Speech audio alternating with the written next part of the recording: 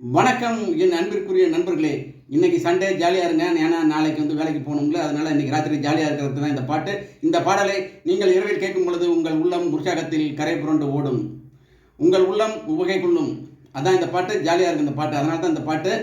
இந்த பாடல் முதல் வரி என்ன அப்படின்னா, காதல் பிசாசு ஏதோ சௌக்கியம் பரவாயில்ல அப்படிம்பாரு.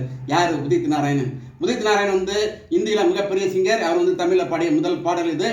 அவர் பரவாயில்ல அப்படின்னு சொல்கிறப்ப நம்மளுக்கே ஒரு இனிமையாக இருக்கும். ஏன்னா வேறு மாநிலத்துக்காரர் தமிழ் பேசினா எப்படி இருக்கும்? அதனால் நம்மளுக்கே அது கேட்பதற்கு மிகவும் இனிமையாக இருக்கும்.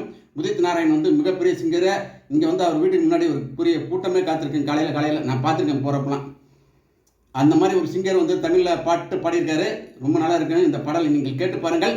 இந்த பாடல் என்னுடைய இன்பாக்ஸில் இருக்குது. நீங்கள் தட்டி கேட்டு பாருங்கள். உங்களை உற்சாகத்தில் ஆழ்த்தக்கூடிய பாடல் தான் இந்த பாடல்.